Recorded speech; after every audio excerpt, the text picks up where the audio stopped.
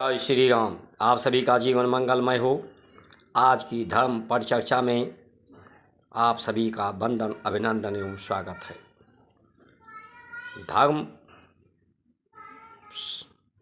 सभा में सम्मिलित हों, इस वीडियो को पूरा देखें, देखकर सब्सक्राइब, लाइक, शेयर, फॉलो करें, जिससे आपको सुख शांति प्रदान हो। आप स्वस्थ रहें, निरोग रहें, व्यस्त रहें, मस्त रहें। परमात्मा की कृपा से ही ये संभव है और परमात्मा की कृपा सद्विचार, सद्ज्ञान को जन जन तक पहुँचाने पर ही परमात्मा की कृपा प्राप्त होती है। इसलिए भी आप सभी महान भाव इस वीडियो को देख करके अपना सहयोग प्रदान करें। हर व्यक्ति सुखी रहना चाहता है, स्वस्थ रहना चाहता है, शांत उसे पसंद है, शांत प्रिय है, सब शांति को ही चाहते हैं। लेकिन आज जरा हम सोचें, चिंतन करें, विचार करें कि ये शांति, परम शांति, सुख और स्वस्थ आनंद, सरोकार जिन श्रेष्ठों पर हमने विश्वास किया, श्रद्धा, जिनके हाथों में अपनी बागडोर सौंप दी, क्या वास्तव में वो श्रेष्ठ और जिम्मेदार हैं जो हमारे साथ न्याय कर सकते हैं? न्याय यही है कि सबको सुख शांति और सब स्वस्थ रह सकें। इसमें समांतर परिस्थितियां बनाई जाएं। क्या ऐसा हो रहा है? चाहे विज्ञान के माध्यम से, चाहे संविधान के माध्यम से, चाहे राजनीति के माध्यम से, चाहे व्यापार के माध्यम से, चाहे शिक्षा के माध्यम से, चाहे कृषि के माध्यम से, चाहे व्यापार के माध्यम से, या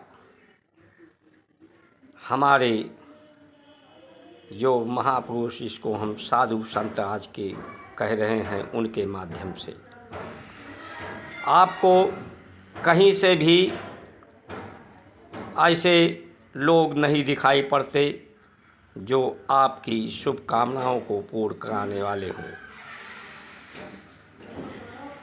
आपको ये जो शराब, बीड़ी, सिगरेट, तंबाकू, मांसाहारी भोजन ये थाल में परोसा जा रहा है, एक तरफ आपको बीमार करने का षड्यंत्र हो रहा है, आपके साथ अन्याय करने का षड्यंत्र हो रहा है। गति जब बढ़ती है तो गति होती है तो शोर होता है, ध्वनि होती है, शोर बढ़ाया जा रहा है तो आप अशांति का परिस्थिति, अशांति पैदा की जा रही है।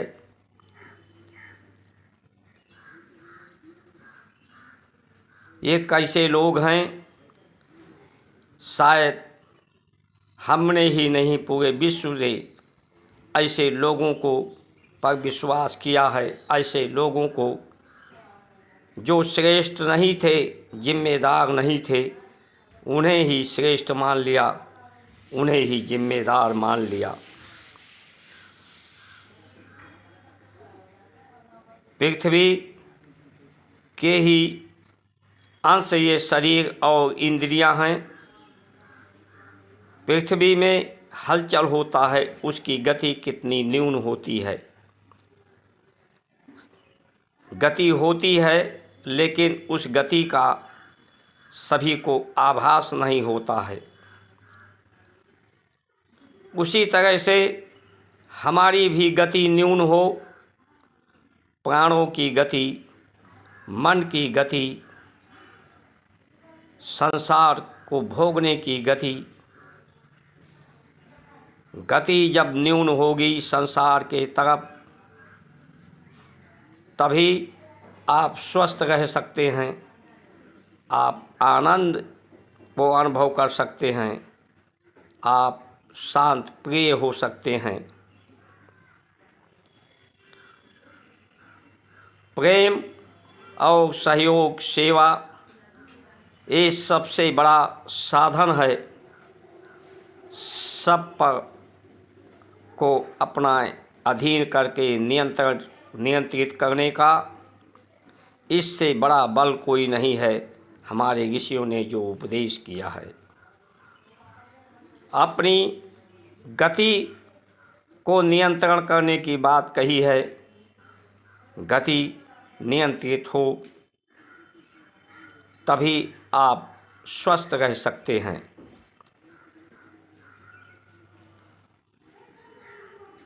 शारीरिक श्रम के द्वारा, परिश्रम के द्वारा ही आप सुसंपन्न हो सकते हैं। गोवंश के आश्रय से तभी आप श्रेष्ठ हो सकते हैं, आप साधन संपन्न हो, सामर्थ्यवान हो सकते हैं।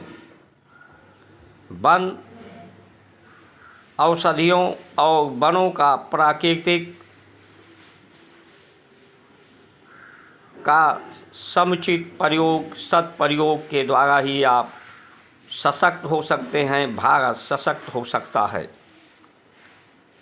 लेकिन आप जरा विचार करें कि धरती की भी गति, जिस तरह से आप अपनी गति बढ़ा रहे हो, धरती की भी गति अगर बढ़ जाए, वायुमंडल की गति बढ़ जाए, उग्र हो जाए, तो क्या अवस्था होगी? विध्वंस के अलावा कुछ नहीं होगी। जिनको आपने श्रेष्ठ माना है, अपने सुख शांति की जिम्मेदारी सौंपी है, उन्होंने परमाणु बम तक बना डाला, जो आपको पल भर में पूरी सृष्टि को, जो परमात्मा ने बनाई है, ये सुंदर सृष्टि, ये सुंदर आकृति, ये शरीर, ये विध्वंस हो जाएगा। इसी से आप अंदाज़ा लगा लीजिए। जो ऐसे लोगों को आप चुन रहे हैं, जिन्होंने अपना घर नहीं बसाया, अपने परिवार के साथ न्याय नहीं किया, वो परिवार और समाज की महत्ता क्या जाने। हमारा भारत विशेष यहाँ पर है क्योंकि संसार में दो ही जलवायु हैं, दो ही ऋतुएं मुख्य रूप से हैं। ठंडी, कहीं पर अधिक ठंडी होती है, साल भर में 9 महीने 10 महीने अधिक से ठंडी होती है, कम ठंडी होती है। कहीं पर अधिक से अधिक गर्मी होती है, 8-9 महीने। वहाँ पर मुख्य रूप से 2 ही ऋतुएं हैं। तीसरी ऋतु बहुत कम है वहाँ पर, लेकिन भारत में 4 ऋतुएं हैं। इसमें एक ऋतु बसंत की है, जो आपके मन मस्तिष्क पूरे प्रकृति को सुगंधित कर देती है, नया जीवनपन, नया उत्साह पैदा करती है। इसलिए भारत विशेष है, श्रेष्ठ है, लेकिन आप अपनी श्रेष्ठता को भूलते जा रहे हो। भारत के शास्त्र सनातन धर्म के पर षड्यंत्र होता जा रहा है। इसके लिए जो खान पान बताया गया, शराब, मांसाहार, तामसी भोजन, ये सनातन धर्म को मिटाने वाले हैं, जिससे अशांति और सृष्टि का विनाश होने वाला है, जिसके कारण ऐसे लोगों को आप चुन रहे हो।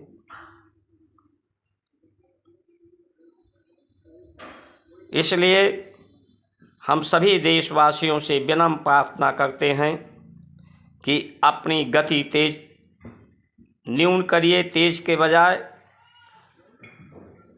और श्रम के द्वारा आपकी सहन शक्ति, आपकी शक्ति, आपकी सामर्थ्य बढ़ेगी। देश का सामर्थ्यवान होगा, हमारा भारत सशक्त होगा, आप भी सशक्त होंगे, आपके अंदर क्षमताओं का विकास होगा। गो आधारित खेती करें।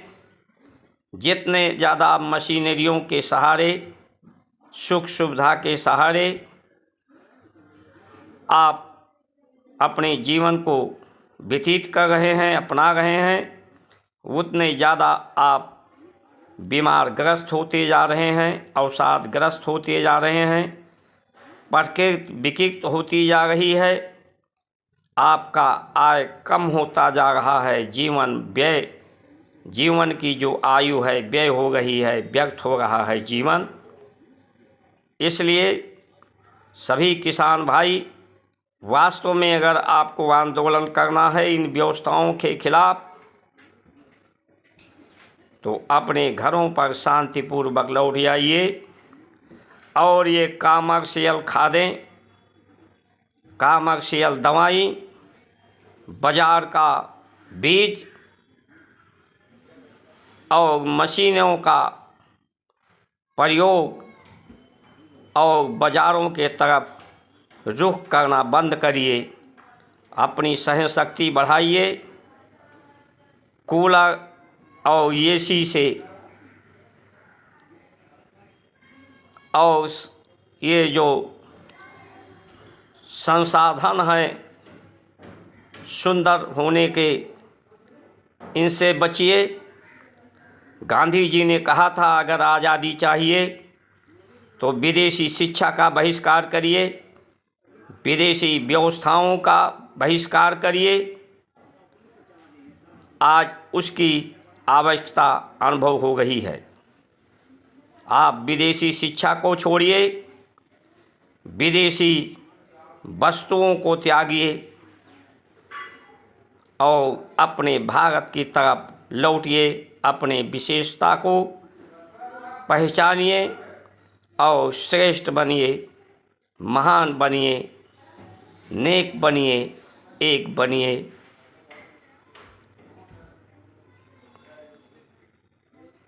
जो आपको प्रेम और सेवा के आधार पर जोड़े, सनातन धर्म की, भारत की संस्कार संस्कृति धर्म नीतियों के साथ आपको जोड़े, ऐसी व्यवस्था दे, उसी को आप श्रेष्ठ समझें, उसी को जिम्मेदार समझें, उसी को जिम्मेदारी दें, उन्हीं पर विश्वास करें। इन्हीं वचनों के साथ आप सभी की सुमंगल कामना करते हुए जय श्री राम।